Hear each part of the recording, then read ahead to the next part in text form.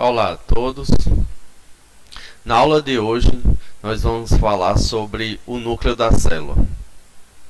O núcleo da célula, como nós podemos ver nessa imagem de microscopia óptica, nós temos a possibilidade de visualizar o núcleo, dependendo da coloração, em diversas fases do seu ciclo.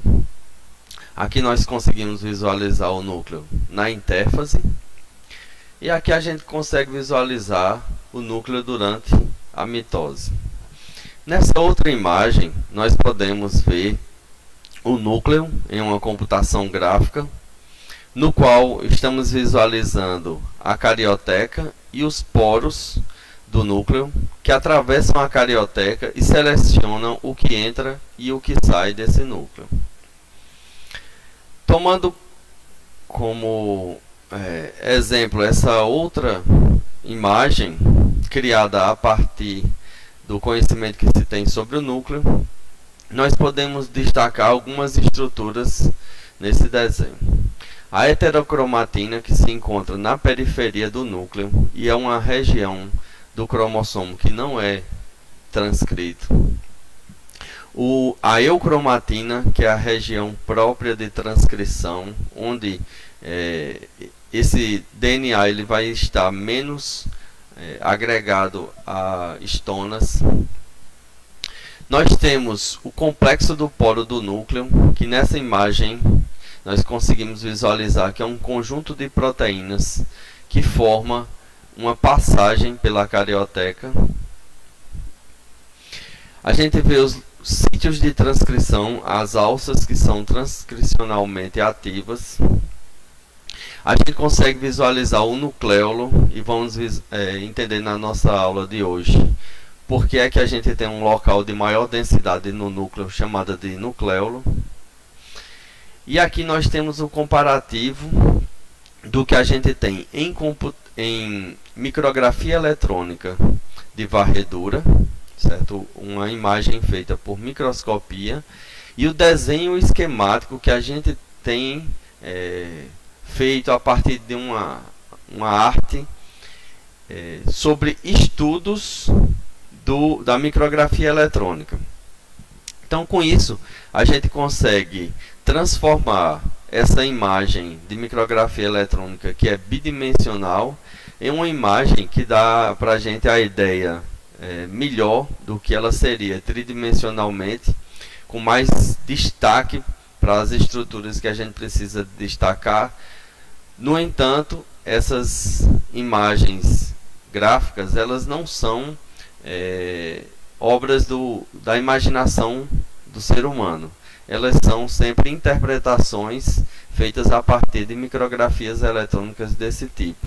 Então aqui a gente pode comparar, por exemplo, o poro do núcleo, que é visualizado como uma descontinuidade da carioteca, e aqui a representação do que é esse poro do núcleo.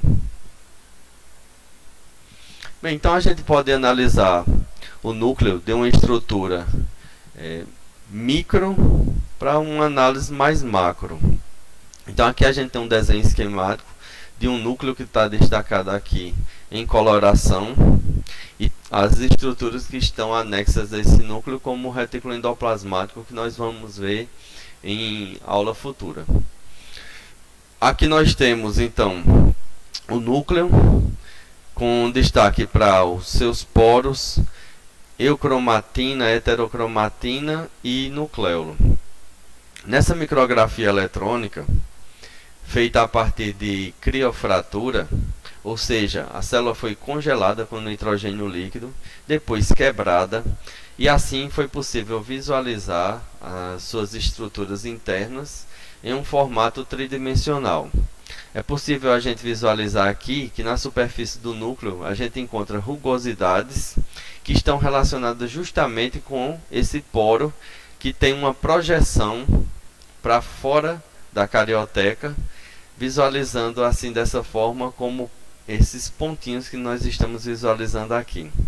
Então, se a gente pegar uma área aqui dessa criofratura micrografia eletrônica de varredura e aumentarmos isso 4 vezes, nós temos a visualização do que é, pela face externa, o poro do núcleo.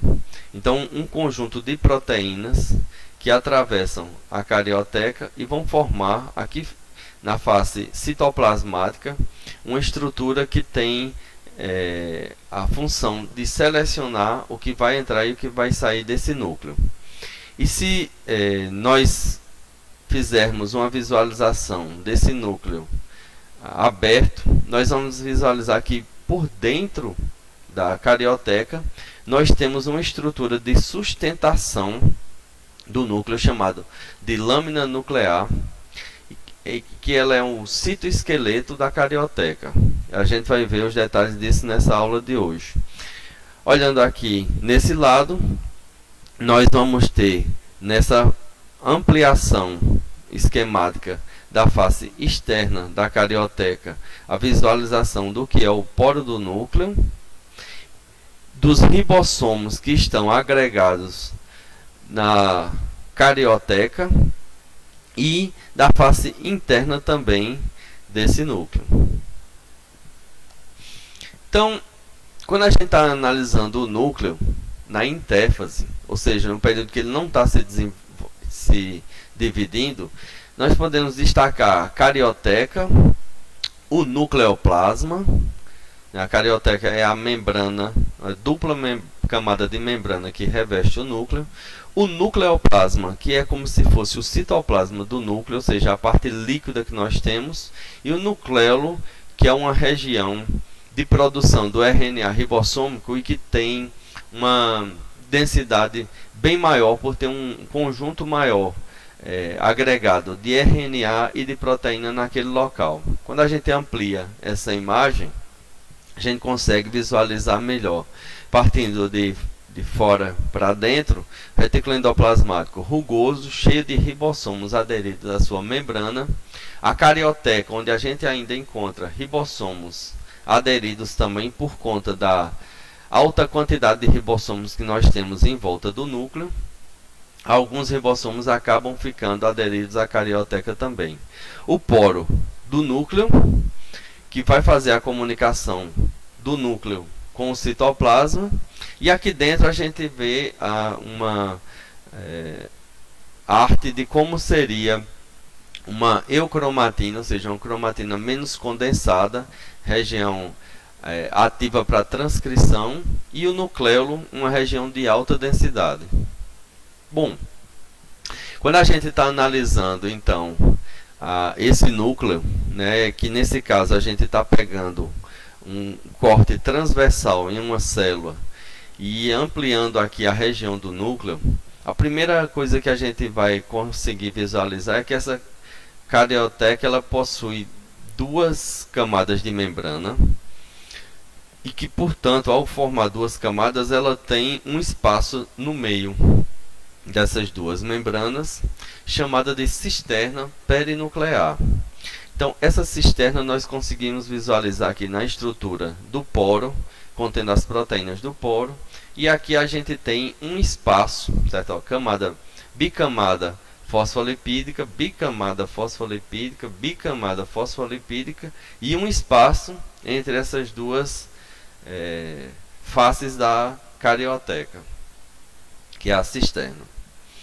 Além disso, nós temos os ribossomos aderidos na face externa. Então, sempre a representação do ribossomo que a gente vai ter tanto no retículo endoplasmático quanto no núcleo são estruturas densas, proteicas, que vão formar grânulos aqui, tanto no retículo endoplasmático quanto na face externa da carioteca. E nós vamos poder visualizar também o que a gente tem aqui como lâmina nuclear fibrosa, ou seja, o que a gente tem como citoesqueleto da carioteca, uma estrutura densa e cruzada que vai ficar na face interna de toda a carioteca, dando uma certa sustentação a essa carioteca e o formato que o núcleo tem. Então, nessa visualização aqui, a gente está vendo como se fosse de dentro do núcleo para fora. Então, a gente está vendo ali a cisterna a carioteca com sua cisterna, a lâmina nuclear formando essa grade de citoesqueleto e o poro do núcleo formado por um conjunto de proteínas. Bom, sobre esse poro do núcleo, então a gente tem regiões onde as membranas nucleares elas vão se fundir, formando então uma estrutura de poro, sendo que esse poro ele tem proteínas que vão se inserir como uma proteína que vai ficar transmembrana, um conjunto de proteínas que vão acabar selecionando o que entra e o que sai aqui do núcleo.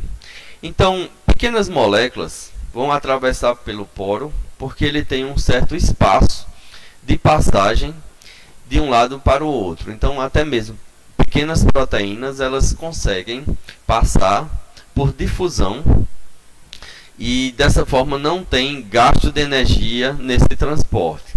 Mas, quando a gente tem proteínas grandes ou o RNA que está associado a proteínas, vai formar uma estrutura que, por difusão, não vai conseguir atravessar o poro do núcleo.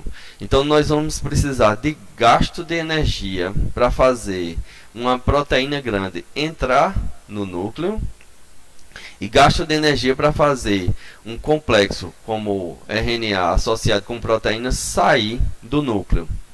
Essa questão do gasto de energia ajuda no controle do núcleo sobre o que entra e o que sai do seu interior. No entanto, essa energia ela não é o ATP. A gente vai ter o GTP, que é essa estrutura, ao invés de adenosina trifosfato, nós temos guanosina trifosfato. Aqui a gente tem a molécula na estrutura GTP, quando ela tem 3 fosfatos. Quando ela doa energia para esses processos, ela perde um fosfato e ela fica então no formato GDP, guanosina difosfato. Olhando novamente esse complexo do poro nuclear, nós agora temos micrografias eletrônicas que nos ajudam a desvendar como é que é essa estrutura. Então, desse lado nós temos a face externa, que nós já visualizamos, mostrando um conjunto de proteínas que vão ficar transmembranas e formando, então, poros de passagem. Certo? No entanto, a gente já consegue visualizar que tem alguma coisa aqui no meio desse poro, que é o plug, certo? Então, é uma proteína que na face de dentro do núcleo, ela vai conectar e desconectar, permitindo ou não passagem do que a gente das moléculas que vão circular entre o núcleo e o citoplasma. Olhando aqui ainda na face externa, em muitos casos a gente visualiza estruturas fibrosas que estão associadas aqui com essa face externa, com esse poro. Como se a gente tivesse prolongamentos de proteína para o citoplasma, associados então com esse poro. Já na face interna, nós temos uma estrutura parecendo uma cesta. Essa cesta vai então se projetar para dentro do núcleo, fazendo com que aumente o processo de seleção do que está saindo ou entrando no núcleo. E é onde vai se conectar então o plug, essa proteína que fecha a passagem desse poro. Quando a gente pega a partir dessas micrografias eletrônicas, face externa e face interna, nós podemos projetar esse desenho esquemático mostrando como é então essa estrutura proteica do poro do núcleo. Então aqui pela face externa nós temos conjunto de proteínas e não uma proteína única.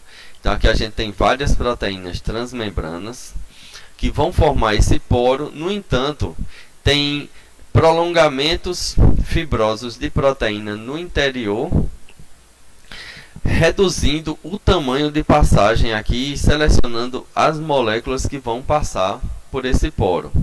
E prolongamentos fibrosos de proteínas que vão ajudar a aumentar o reconhecimento das proteínas que precisam encontrar então esse poro. Uma proteína que precisa, por exemplo, atravessar o poro para dentro do núcleo, ela vai primeiro se conectar, reconhecer essas fibras, para depois se conectar aqui ao poro do núcleo. Olhando para a face interna, então, a gente vai visualizar essa cesta, certo? Aqui a gente está vendo ela pela metade, prolongamentos de proteínas como se fossem proteínas periféricas, conectadas com a proteína que está transmembrana, e elas vão então formar, do mesmo jeito que do lado de fora, uma fibra para a face interna, sendo que na extremidade dessas fibras nós temos então uma outra estrutura formando uma nova estrutura circular de poro. Então isso é confirmado por uma micrografia eletrônica em um corte diferente, onde a gente está vendo a carioteca cortada em outro sentido, mostrando cisterna, duas camadas de membrana e a estrutura do poro, onde a gente tem esse complexo interno aqui representado e as projeções de proteínas do lado do citoplasma também representadas aqui nessa estrutura. Vocês a partir de agora precisam prestar atenção também que essa figura ela tem uma numeração aqui 8, desculpa, representando que essa figura ela é a figura 12 do capítulo 8 do livro Alberts, Biologia Molecular da Célula, e é onde vocês vão poder encontrar essa imagem, né, do Alberts e poder ler melhor sobre essa imagem e analisar melhor essas estruturas para o seu estudo posterior. Então, analisando de novo essa estrutura do poro, o que a gente vai ver é que a gente tem na face interna do núcleo uma região da cesta, onde a gente tem proteínas formando um anel, proteínas formando um prolongamento citoplasmático. Aqui a gente tem um anel nuclear, o conjunto de proteínas que estão inseridas na membrana, como a gente pode visualizar aqui, na carioteca. Então são proteínas que têm região hidrofóbica para poder atravessar essa carioteca e região hidrofílica que vai ficar voltada para a face do núcleo e para a face do citoplasma. Proteínas que estão aqui anexas a essas proteínas transmembrana, formando esse prolongamento para o lado, um filamento citoplasmático, para o lado do citoplasma, e um plug central. Que esse plug ele vai fazer com que o poro fique fechado em um momento e possa ser aberto em outros momentos. O transporte a partir do poro nuclear, nessa figura 12 do capítulo 11 da quarta edição do Biologia Molecular da Célula, então ele mostra para a gente que existe um tamanho apropriado para as moléculas que estão passando.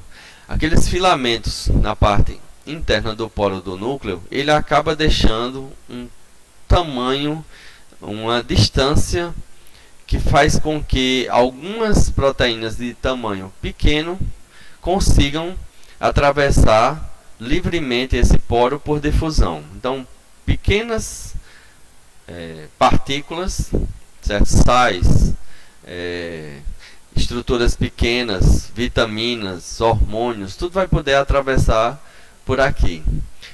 Mas quando a gente tem proteínas de tamanho grande, então é selecionado e controlado o que vai entrar ou sair do núcleo a partir desse poro nuclear. Então esse sistema ele é muito bem sinalizado, assim como tudo na célula.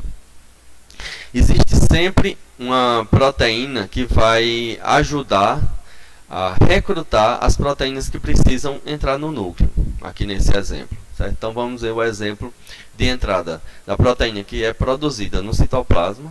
As proteínas são produzidas no ribossomo, que está no citoplasma, e depois transferidas para dentro do núcleo. Então, o que é que a gente vai ter nesse processo?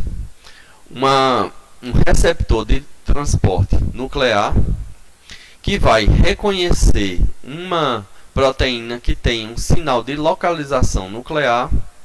Elas duas vão se associar e essa proteína aqui representada em azul vai recrutar essa outra proteína que está no citoplasma, que tem a sinalização, para vir para o poro do núcleo. Chegando no poro do núcleo, então essa proteína de transporte vai deixar no poro a proteína que precisa ser transportada. Elas vão entrar em conjunto. Quando chega dentro do núcleo, é então liberada a proteína que precisa atuar aqui dentro do núcleo, e essa proteína de transporte, quando ela não está associada com outra proteína, ela volta para o citoplasma a partir do poro, e ela vai recrutar novas proteínas nesse ciclo, trazendo para dentro do núcleo tudo o que é necessário para que funcione dentro do núcleo da célula. Então, essa proteína ela está ligada com um sistema RAM-GTPase, ou seja, um sistema que depende da hidrólise de GTP. Lembrem bem, aquela nossa molécula de energia que não é o ATP, não é a adenosina trifosfato, é a guanosina trifosfato, e que ela vai trabalhar então nesse sistema de direcionamento do que entra e o que sai do núcleo, dependendo do estado energético em que ela se encontra. Vamos ver como isso funciona. Então aqui a gente tem a RAM-GDP. A RAM ela é a proteína que nesse momento ela está associada com a guanosina difosfato, então ela está fracamente energizada, e quando ela se encontra no estado de pouca energia, ela tem o direcionamento para ir para dentro do núcleo. Quando chega dentro do núcleo, ela é então fosforilada, ou troca-se o GDP pelo GTP a partir da proteína RAM-GEF, que está associada com a cromatina já dentro do núcleo, fazendo então que a RAM-GDP agora receba o GTP e se torne RAM-GTP. Quando ela está energizada, ela tem uma tendência a ir para fora do núcleo, atravessar o poro no sentido de dentro para fora do núcleo. Quando ela chega no citoplasma, ela vai se associar com outras proteínas para trazer a proteína aqui para dentro. Mas a RAM-GAP desfosforila o GTP, transformando ele em GDP. E essa é a sinalização que precisa para a RAM entrar então no núcleo. Então isso é um ciclo que depende do estado energético.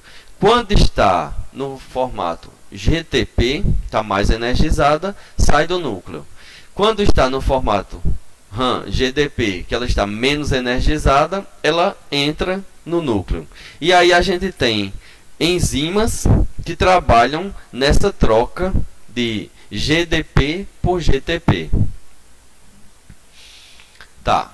Então o que é que a gente vai ter? Nesse processo aqui a gente está vendo a importação nuclear, certo? Então uma proteína que tem um sinal, um peptídeo sinal de localização nuclear, ela vai se associar com a proteína de transporte, com a RAM, no estado GDP, certo?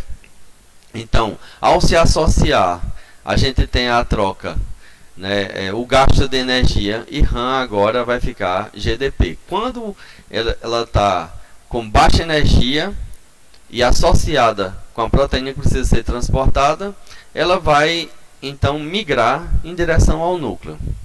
Quando chega dentro do núcleo, então a proteína que precisava ser transportada é liberada.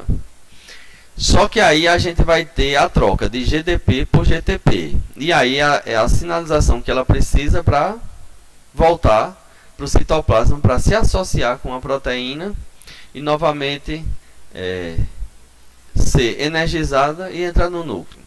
O que é que vai acontecer então no caso contrário, quando a gente tem uma exportação nuclear? Então a gente vai ver que uma proteína que precisa ser exportada, ela se associa com a proteína de transporte, só que ela precisa que essa proteína de transporte fique energizada no estado GTP, no estado mais energizado. Quando isso acontece, ambas migram para o citoplasma. Chegando aqui, é trocado GTP por GDP, o estado menos energizado. E a proteína de transporte volta para o núcleo para poder captar mais alguma coisa aqui dentro que precisa sair.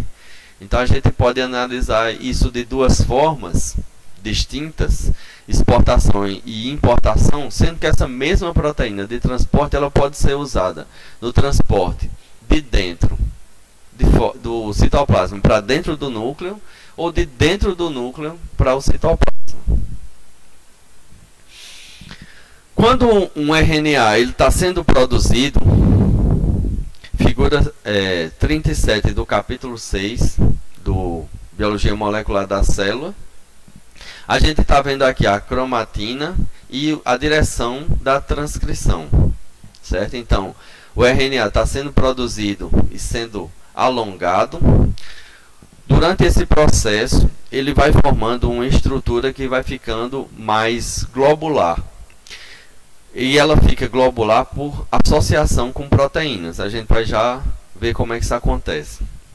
Então essa molécula que poderia ser longa e estreita e facilmente atravessar o poro do núcleo, quando se associa com proteínas, ela vai formar uma estrutura que é mais globular, como é o que a gente está vendo aqui nessa micrografia eletrônica. Na hora de passar pelo poro do núcleo, ela sofre um novo alongamento. Nesse novo alongamento, mesmo associada com muitas proteínas, ela consegue então atravessar o poro do núcleo, é o que a gente está visualizando aqui, ó, citoplasma e núcleo. Complexos de RNA mensageiro que estão associados com proteína em formato globular, seu direcionamento para o poro do núcleo, um novo alongamento e depois esse RNA chega ali no citoplasma. Esse processo ele ocorre da seguinte maneira. A gente já viu anteriormente duas proteções que o RNA mensageiro recebe, que é o CAP no terminal 5' do RNA mensageiro e a cauda poliar em torno de 200 adeninas que a gente tem no terminal 3' de um RNA mensageiro. Só que além dessas duas proteções nas extremidades, a gente tem um conjunto de proteínas que se liga com o RNA mensageiro. Algumas dessas proteínas, elas só se ligam ao RNA mensageiro na fase de núcleo. E quando vai passar pelo poro, elas se desligam do RNA mensageiro e continuam aqui no núcleo. O RNA mensageiro sai e vai então encontrar o ribossomo para poder fazer a tradução. Então, algumas dessas proteínas, assim que chegam no citoplasma, elas se desligam do RNA mensageiro e retornam para o núcleo para proteger novo RNA mensageiro. E outras proteínas só vão se desligar do RNA mensageiro na hora da tradução. Então, a gente tem um conjunto de proteínas que ajudam na proteção do RNA que vai ser primeiramente transcrito e depois traduzido. Aqui a gente está vendo também, ó, capítulo 6, que é o que trata de RNA, e da transcrição e tradução, aqui página 327 do Alberts, na sua 6ª edição. Então vamos dar uma analisada do que é que a gente tem ali na cromatina. Então, cromatina é o DNA associado com histonas. A gente já falou um pouco de histona na aula de proteína, certo? Então, a gente tem um DNA que pode ficar mais ou menos associado com estonas, certo? Então a gente tem dois tipos de cromatina: a heterocromatina, que eu falei no segundo slide, que vai ficar mais ou menos na periferia do núcleo, e ela é muito associada com estonas.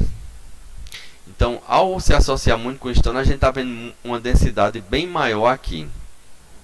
E uma eucromatina, que é uma forma descondensada, uma forma menos condensada, que é o que a gente está vendo aqui nessa fase do núcleo. Então vamos dar uma ampliada para a gente analisar melhor o que é que a gente tem aqui, ó. Poro do núcleo, carioteca, regiões de heterocromatina. Maior parte da heterocromatina está na periferia do núcleo, mas a gente também tem heterocromatina mais central no núcleo.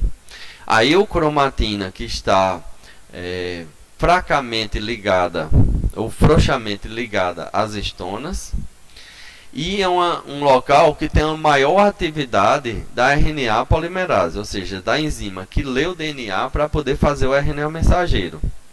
A gente também pode ver o nucleolo, onde a gente tem algumas características do nucleolo que a gente vai ver um pouco mais para frente nessa aula.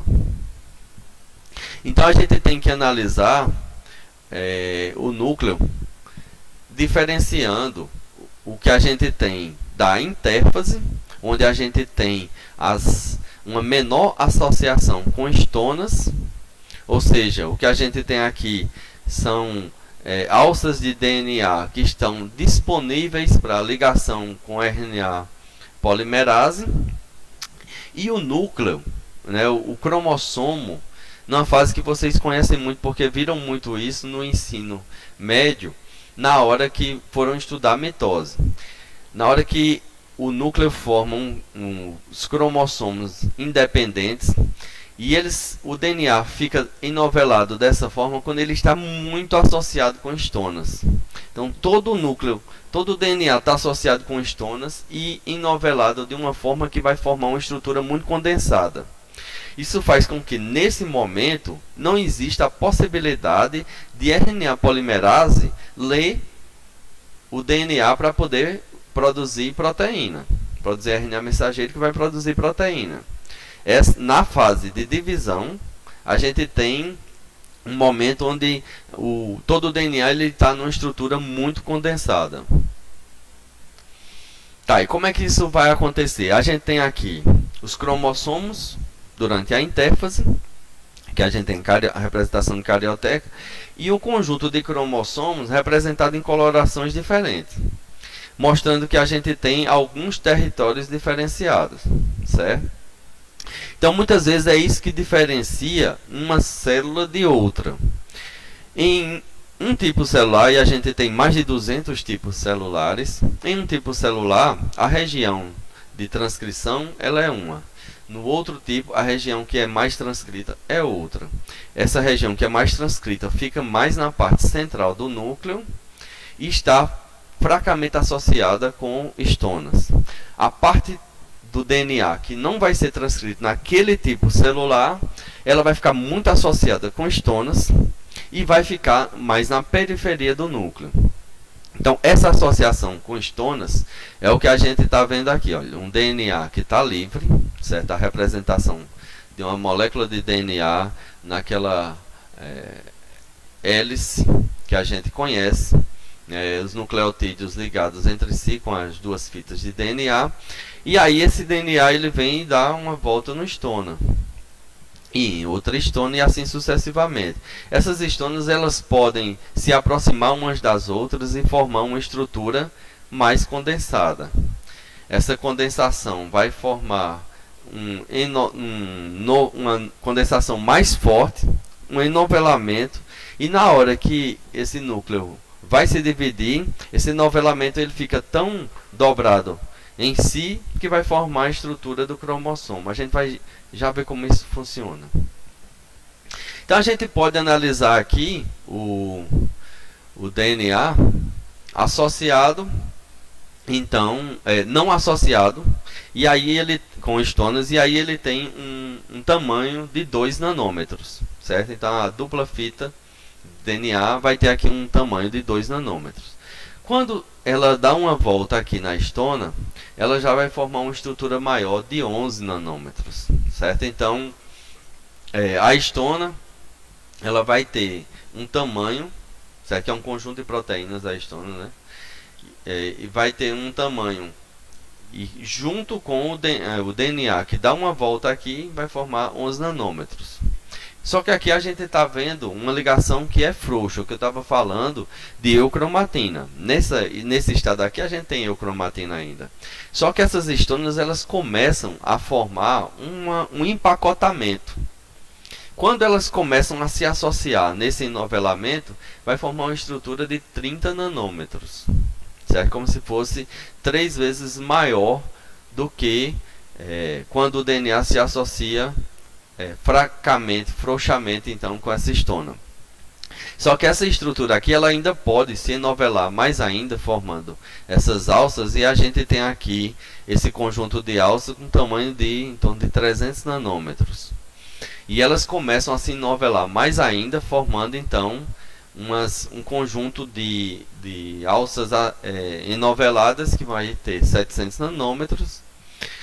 E quando o cromossomo está totalmente condensado, todo o DNA está fortemente associado com histonas, a gente vai ter então um tamanho de 1400 nanômetros.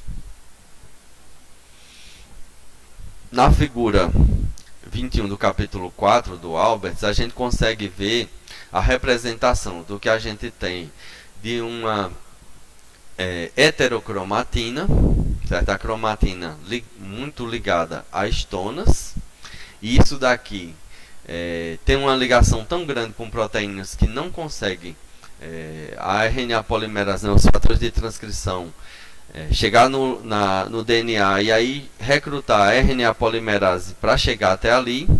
A gente não tem esse processo, mas a gente também tem o formato de colar de contas, certo? Um terço, como a gente conhece aqui, um rosário. Então, a gente olha para esse colar de pérolas e está vendo que existe uma distância entre cada uma dessas contas, que é a histona associada com DNA, e uma fita de DNA que está conectando os dois, certo? Então, essa é a parte de eucromatina, onde, ao ser exposta uma região promotora do DNA, as proteínas que vão incentivar a transcrição daquele gene vão se associar, e quando a RNA polimerase chega, as histonas vão também se desligar daquela região ali para poder haver a transcrição daquele gene. É um sinal que tem com a chegada de outras proteínas para a histona liberar aquela região ali para a transcrição. Então a gente está vendo aqui o que é uma histona, representada aqui por várias cores, porque é um conjunto de proteínas, como a gente está vendo aqui. A unidade 2H, H2A, H2B, H3 e H4, conjunto de vários tipos de proteína que vão se associar formando um octâmero e que vão se novelar com o DNA. O DNA está representado aqui nessa estrutura tridimensional, nessa parte cinza, um pouco esverdeado, que está dando uma volta nas histonas. A vista lateral, onde a gente está vendo o DNA passando em volta, e aqui uma vista frontal, onde a gente está vendo o DNA dando a volta na histona, como se fosse essa vista frontal aqui, certo? Então, isso daqui a gente associa com isso daqui. Então, ele dá essa volta, e a gente viu que tem 11 nanômetros, mas a gente pode ter o colar de contas sendo formado, uma estrutura de DNA. Uma parte vai ficar livre e outra parte associada com essas histonas. Com isso, a gente vai ter no local onde tem maior transcrição do DNA, um cromossomo chamado de plumoso, onde a gente tem uma região aqui central mais associada com histonas e alças, que a gente vai ver aqui que estão ativas para a transcrição. E aí essas alças elas vão estar livres para que a RNA polimerase se ligue aqui e transcreva então esse gene, certo? Produzindo RNA mensageiro, uma parte central muito associada com histona e umas alças que vão estar mais livres para poder haver a transcrição desse material ali. Então isso é representado dessa forma. A gente tem um momento onde está mais associado com histonas e um momento onde as histonas liberam aquele DNA para ser transcrito. Então, alta expressão gênica dessas alças que estão pouco associadas com histonas. Vamos dar uma olhada então nesse vídeo. Como é que o DNA ele vai se enovelar. Então a gente está vendo aqui a representação de uma molécula de DNA livre, sem histonas. E o momento onde a histona chega e se associa com esse DNA. Então o complexo de proteínas que forma a histona, que a gente teve a ligação de uma com a ligação de outra, formando então aqui, olha, um conjunto de proteínas que é a histona. E o DNA que vai se novelando. Só que aqui nesse momento ele está mostrando que o DNA vai se novelando cada vez mais com essas histonas, formando estrutura cada vez mais densa e que elas vão se dobrando em si, se girando cada vez mais e se novelando. E dessa forma ela vai formando uma estrutura que vai ficando cada vez mais densa, e essa densidade leva então a um novo enovelamento que vai resultar então na formação do cromossomo. Então o cromossomo é uma associação muito forte do DNA com histonas. Na hora da mitose, o que a gente vê é isso, olha, os cromossomos estão aqui. Quando uma célula está em divisão, os cromossomos condensados, se em algum momento se encontram na placa equatorial, depois migram para os polos das células, para o que vai formar os novos núcleos, e então a célula se divide, e é nesse momento que os cromossomos novamente se descondensam. Bom, o cromossomo ele é formado por duas cromátides ligadas pela região do centrômero. Então, o que a gente vê da molécula de DNA vai formar então uma cromátide. Uma cromátide, que é o cromossomo por inteiro, depois que ele é duplicado, ele se une com a sua cópia pela região do centrômero, formando então o cromossomo no formato que a gente conhece. Então, depois que ele está duplicado, essas cromátides estão unidas e só se separam depois da metáfase. Então, aqui ainda na metáfase, né, o cromossomo metafásico, ele tem duas cromátides e ele tem uma região do centrômero, é onde vai se unir umas com as outras. A gente tem em cada cromátide dessa algumas regiões para se destacar. Nesse caso aqui, nas extremidades, nós temos os telômeros, é uma região que não codifica para a proteína, que tem uma função de proteção do cromossomo. É também uma região que determina a idade de um indivíduo, ou seja, quanto mais velha for a célula, menor vai ficando o telômero, e com isso vai aumentando a probabilidade de ter erro aqui na duplicação desse cromossomo. A gente tem a região de centrômero, vai ser sempre mantida. Ela nem sempre fica no centro, depende exatamente de qual cromossomo a gente está falando.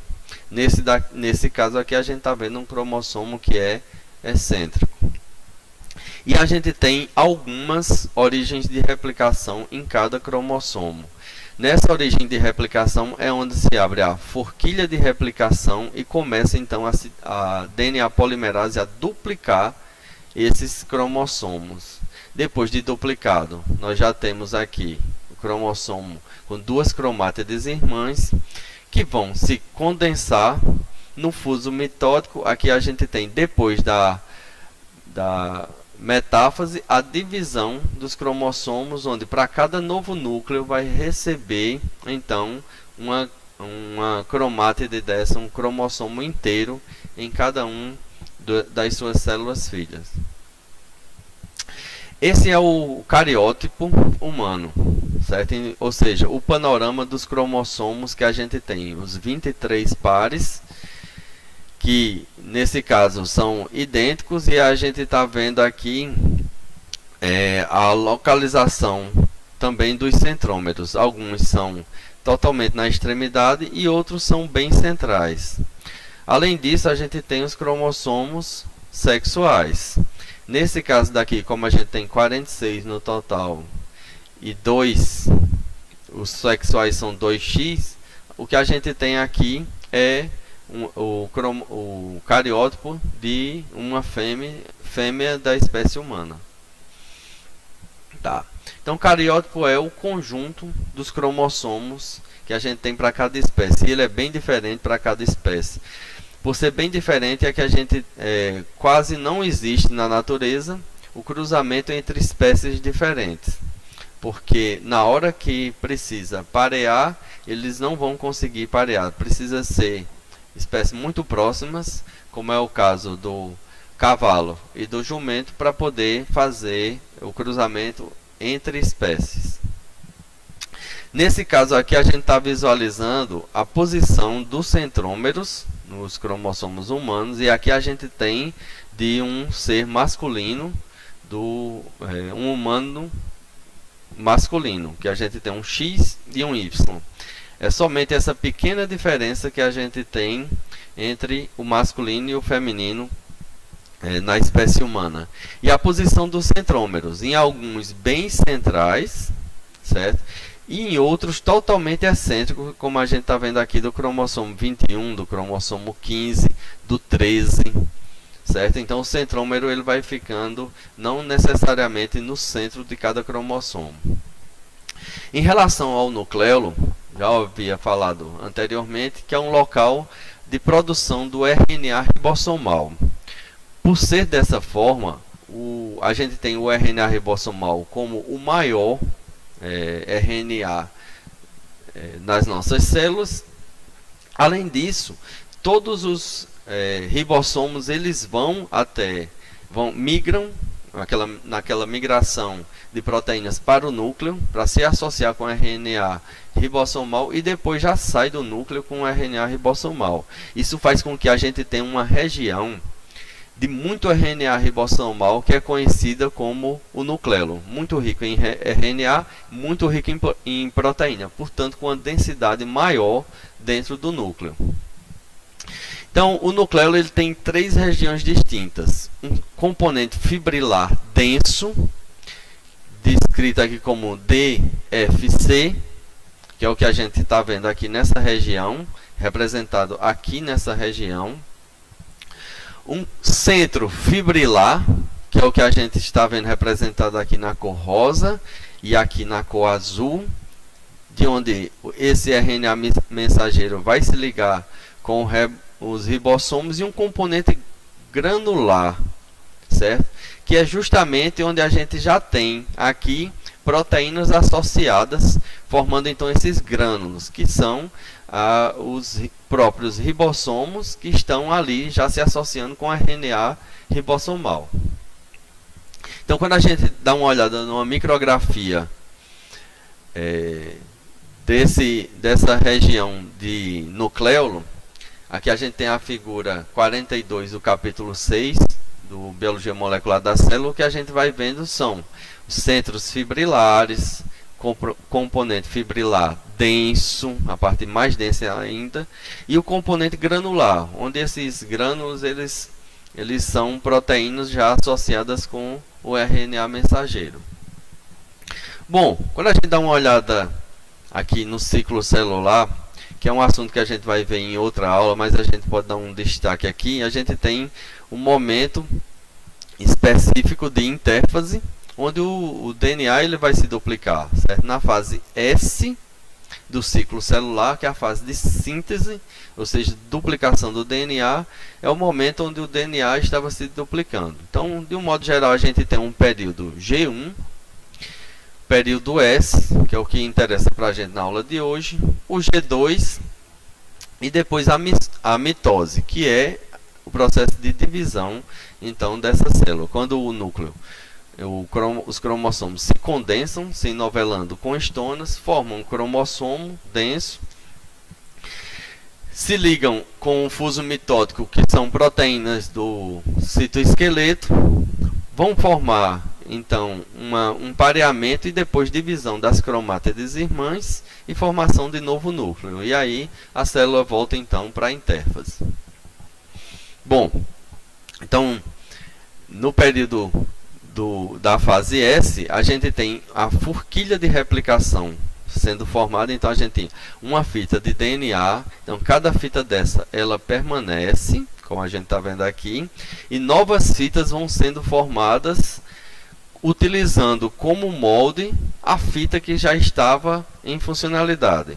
Então o que a gente tem é simplesmente uma enzima que vem e coloca novos nucleotídeos aqui na fita que foi aberta, fazendo com que cada conjunto novo de nucleotídeos sendo formado é igual à fita vizinha que a gente tem aqui.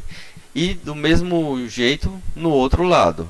As novas que estão sendo colocadas vão ser semelhantes ao que a gente tem desse outro lado.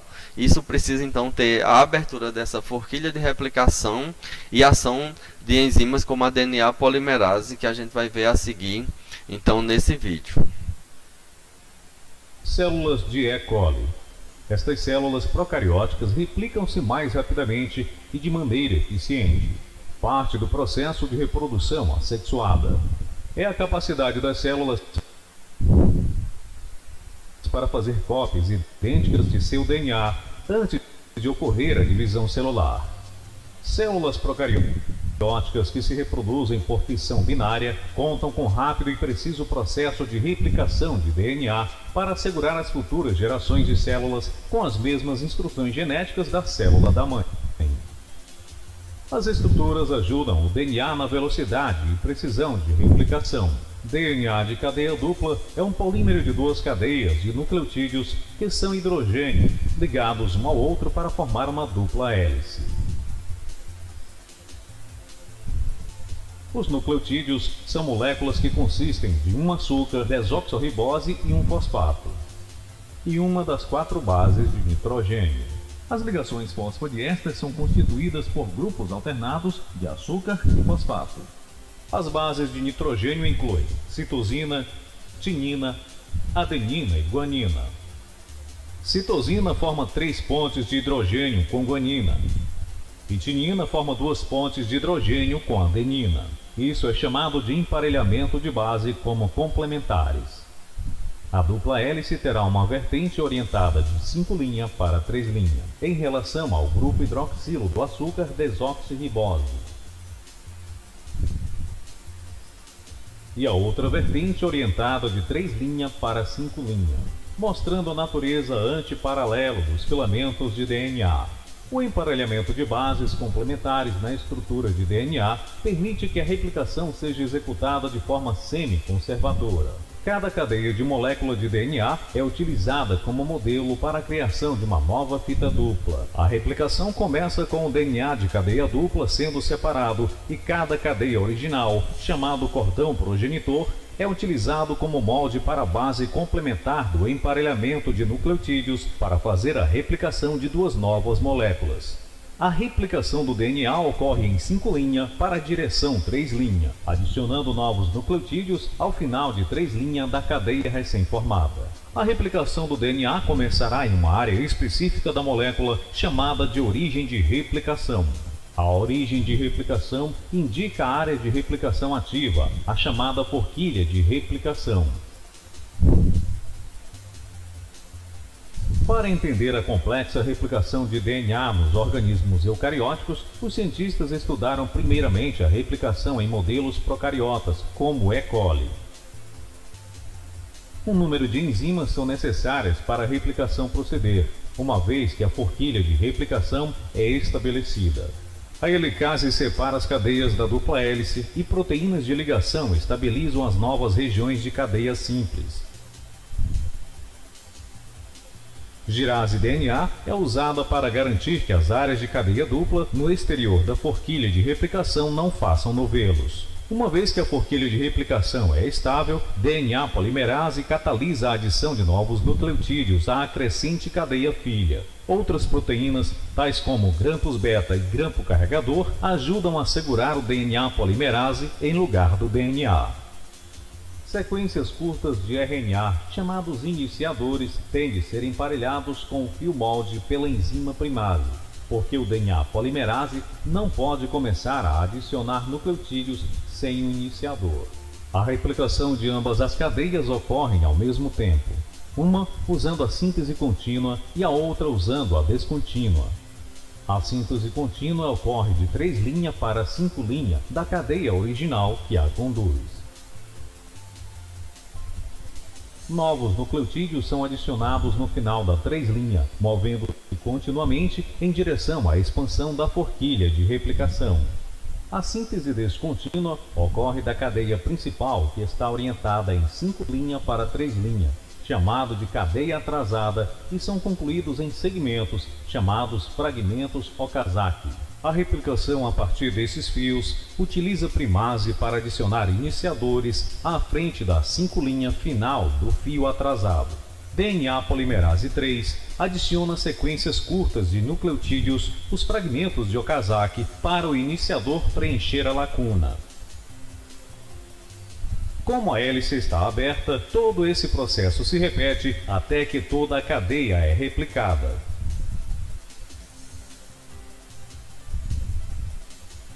DNA polimerase 1 substitui os iniciadores de RNA com nucleotídeos de DNA, e ligase DNA é usada para assegurar a ligação entre os fragmentos e a substituir nucleotídeos. Uma vez que a fita original e as fitas atrasadas tenham concluído a sua replicação, duas cópias idênticas da molécula de DNA é o resultado. O processo de replicação de DNA permite dividir ativamente células bacterianas, certificando que todas as células filhas tenham as mesmas instruções genéticas da célula de origem, o que lhes permite funcionar da mesma maneira. Assim, as populações bacterianas podem crescer aumentando o número de indivíduos na colônia. Todo esse conteúdo sobre replicação do DNA, a gente vai encontrar ele a partir da página 239 do Biologia Molecular da Célula, na 6ª edição, ou seja, o material que eu mandei, o PDF. E esse vídeo ele está disponível nesse endereço que eu vou deixar na descrição desse vídeo também, para que vocês possam ter acesso. Então, o conteúdo que a gente viu hoje de núcleo, ele está dividido nos capítulos 4, 5, 6 e 12 do Biologia Molecular da Célula. Então, vocês precisam buscar esses fragmentos para poder reorganizar e assim concluir o estudo de vocês a partir desse livro. Até o próximo vídeo.